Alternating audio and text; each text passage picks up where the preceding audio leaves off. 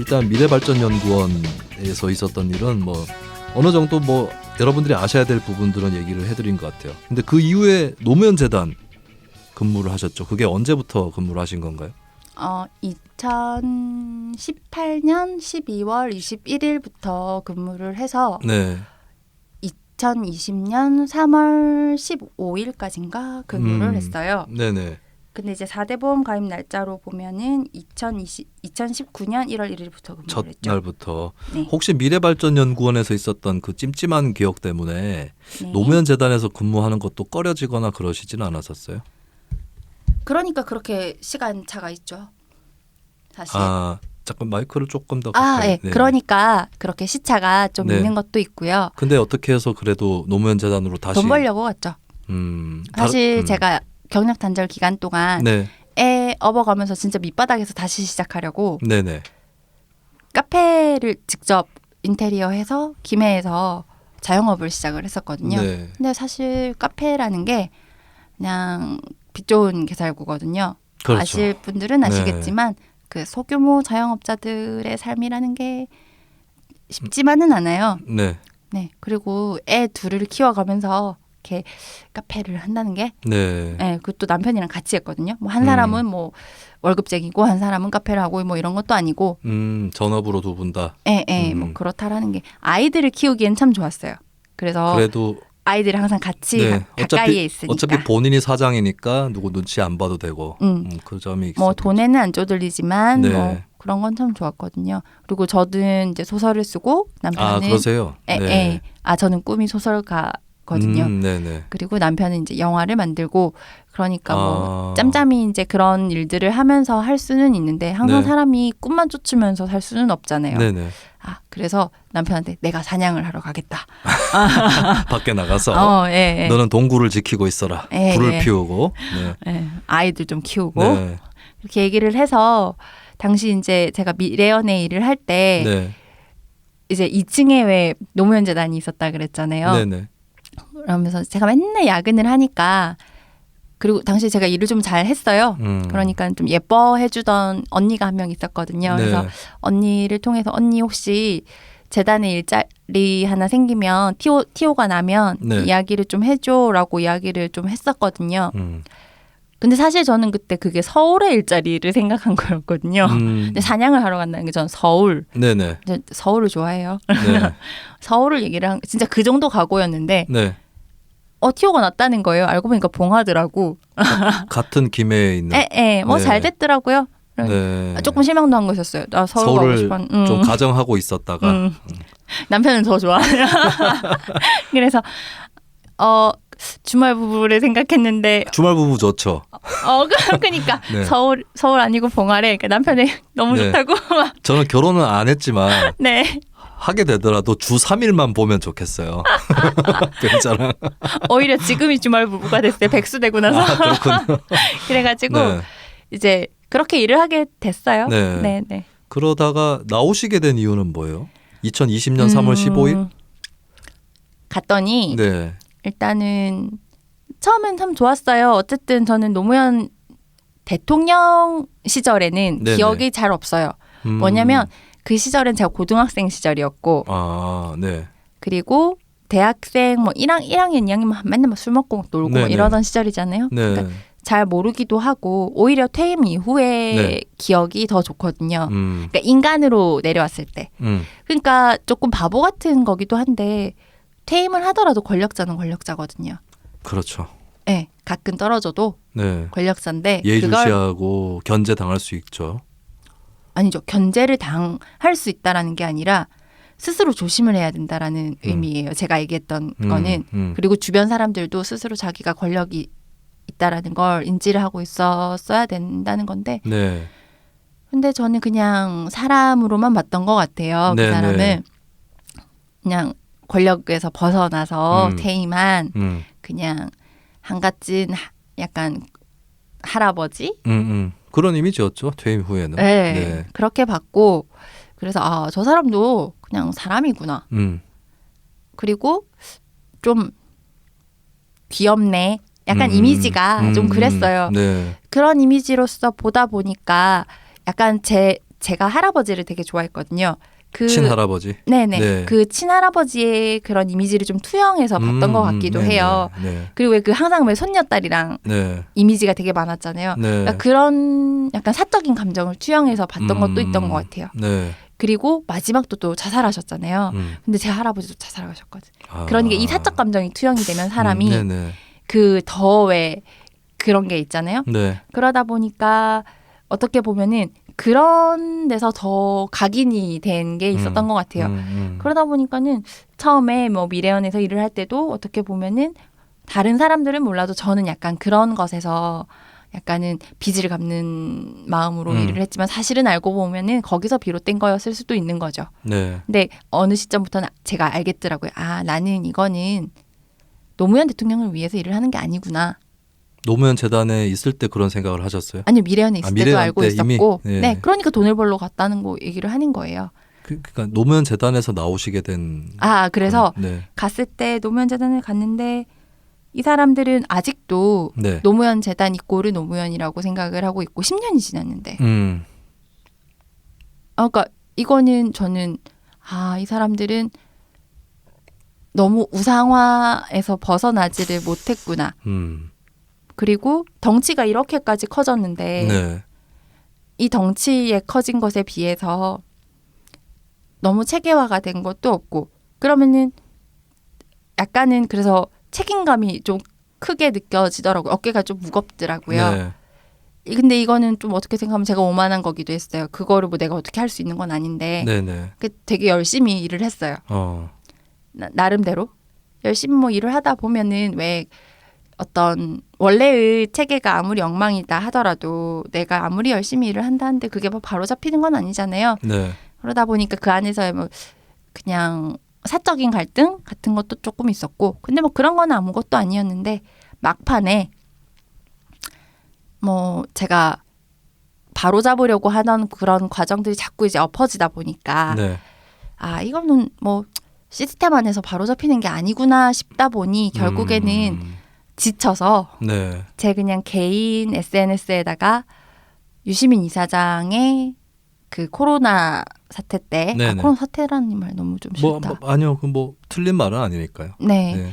대구 경북 도지사에 대한 발언에 대해서 뭐 애걸복걸이라는 그런 말을 했었어요. 그렇죠. 네. 네. 권영진 대구시장에 대해서. 네. 저는 그때 추경 예산 좀 이렇게 집행해달라는 얘기였거든요. 사실 저는 지자체장이라면 필요하면 무릎도 꿇어야 되고 삼보일배도 할 수 있다고 봐요. 그렇게 긴급한 재난 상황에서는. 네, 정부에 대고 지원을 요청하는. 네네. 네.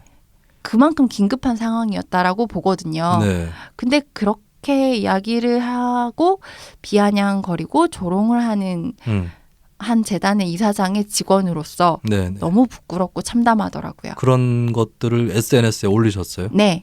전체 공개로?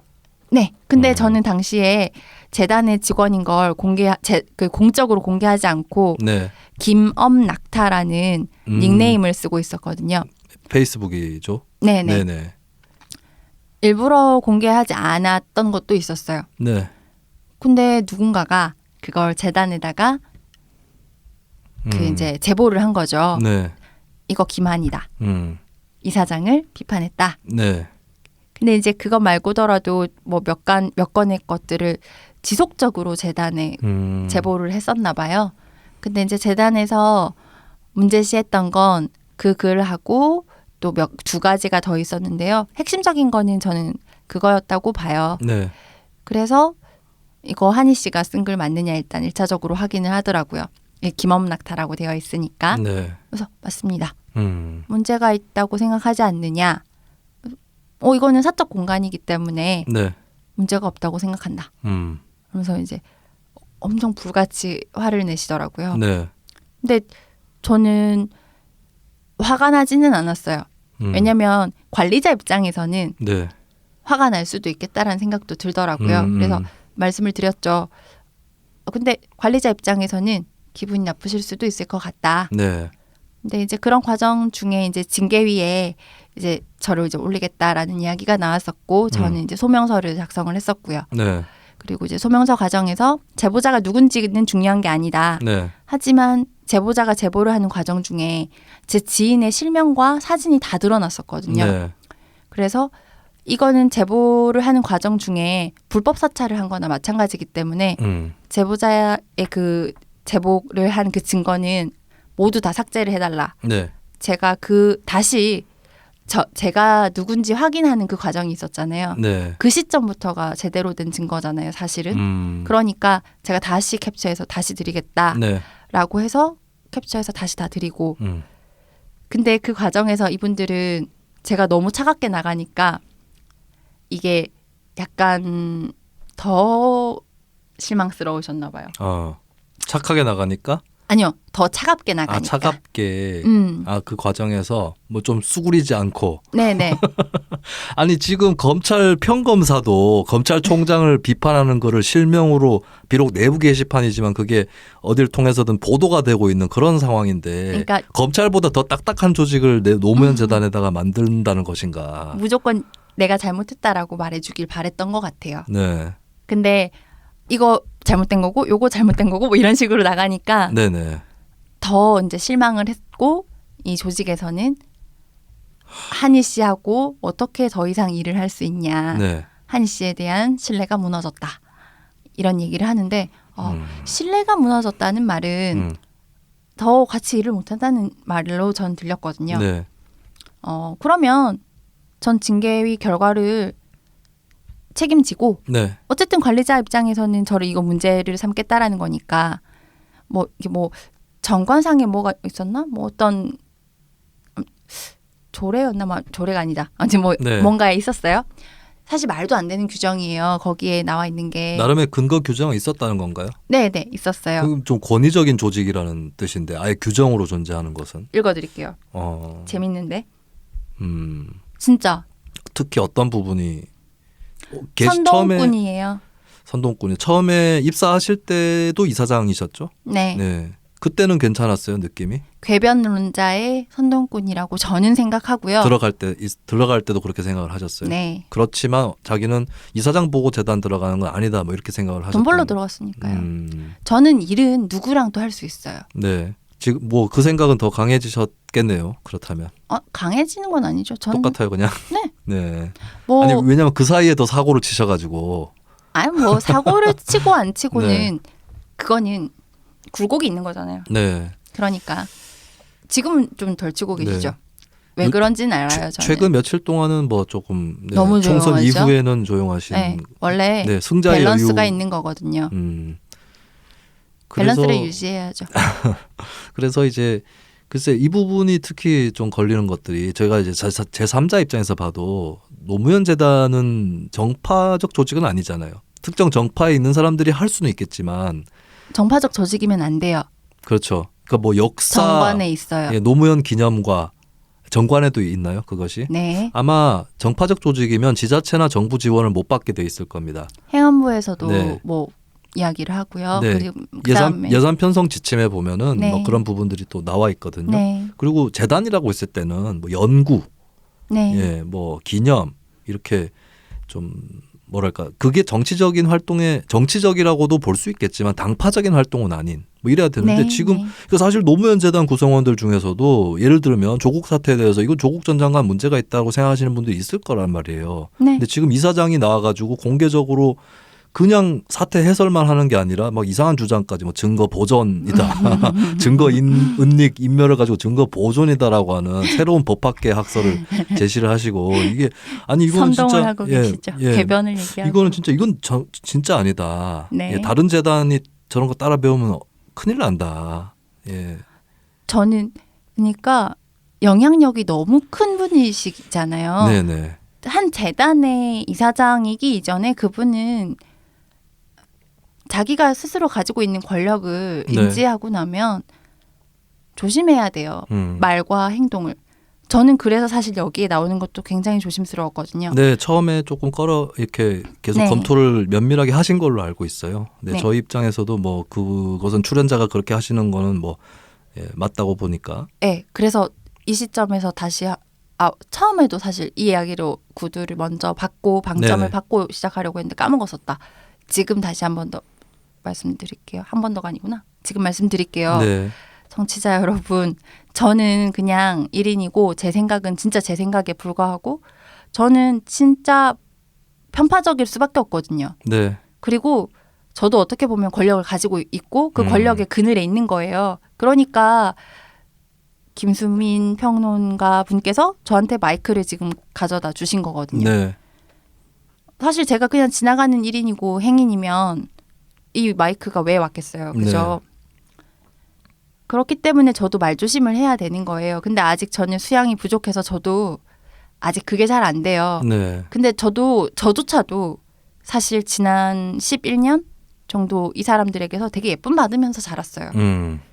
그러니까 경력 단절 기간 동안 애 키우면서 돈 벌려고 언니한테 연락했더니 노무현재단에 떡 들어갈 수도 있었고 네. 허위 인턴 증명서도 받을 수 있었고 저도 그냥 미래원에 계속 꾸준히 있었으면 네. 청와대 갔을 거예요. 그럴 수 있죠. 이게 말이 되는 사회예요. 그러니까 제 말은 반도 걸러 듣지 마시고 사실은 듣고 잊어버려도 되는 거예요. 사실만 정확하게 네. 들으시고 제 생각은 걸러 들으셨으면 좋겠어요. 네. 그리고 마찬가지로 유시민, 뭐 김어준, 네. 김수민 네. 나도 거기 엮이는 건가? 당연하죠. 네. 3대 어떤 누군가의 네. 말에도 휘둘리지 않았으면 좋겠어요. 네, 자기 네. 생각이 제일 중요한 거니까. 네. 네. 끝. 아, 네. 혹시 뭐 미처 못하신 말씀이라든지 이런 것들 끝인사와 함께 이제 슬슬 마무리를 해야 될 벌써 시점이라서요. 그렇게 됐구나. 네네. 네. 시간이 생각보다 잘 가지요. 진짜. 네, 마지막 말씀. 네, 혹시 못다한 뭐 어떤 사실에 대한 얘기도 괜찮고요. 아니면 끝인사라든지. 예. 그 부분을 이제 마지막 시간을 드리겠습니다.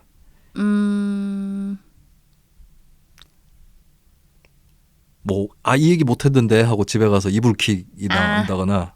근데 제가 봤을 때는 일단 계좌 문제에 대해서는 주요 사실들은 다 나온 네. 것 같고. 저는 네. 그냥 그래요. 앞으로도 네. 꾸준히 깔 놈은 깔 거거든요. 앞으로 추가적인 활동을. 아니요. 네. 활동이 아니죠. 저는 이제 작가로 계속해서 글을 쓸 거잖아요. 일은 따로 있고. 네. 그러니까 앞으로도 전 페이스북을 주로 하니까요. 네네. 페이스북을 통해서 저는 노무현 대통령 밑에서 일을 한 건 아니지. 사후에 같이 일을 했잖아요. 네. 심정적으로는 좋아해요. 네. 인간적으로 좀 귀여웠어요. 근데 그분의 행적 중에 잘못된 게 발견이 되면 네. 그분도 깔 수 있어요. 그렇게. 네. 그렇습니다. 네. 네. 다들 어떻게 생각하실지 모르겠지만 그만큼 이제는 좀 어떤 진영 논리나 그런 것에서 사람들이 좀 자유로워졌으면 좋겠어요. 네. 울타리 그런 것 좀 네. 없이.